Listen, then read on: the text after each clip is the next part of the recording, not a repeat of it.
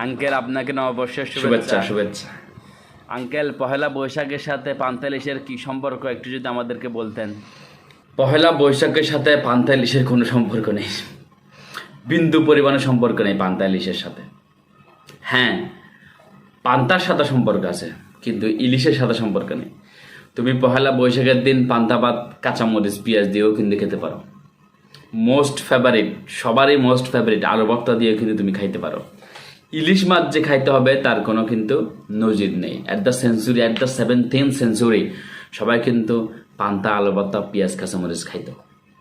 পরবর্তীতে এটা অপসংস্কৃতির দিকে আমরা ঝুঁকে পড়ি বেশি।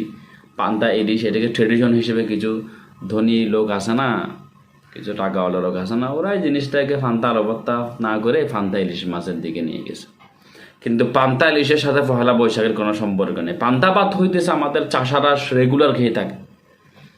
তুমি চাষাদের রেসপেক্ট করে হলে কিন্তু এই দিন পান্তা ভাত খাইতে পারো, কিন্তু পান্তা ইলিশ খাইতে হবে এমন কোনো কথা নেই। পান্তা কাঁচামরিচ পেঁয়াজ দিয়ে মেখেও তুমি খাইতে পারো, অল্প সরিষার তেল দিয়ে।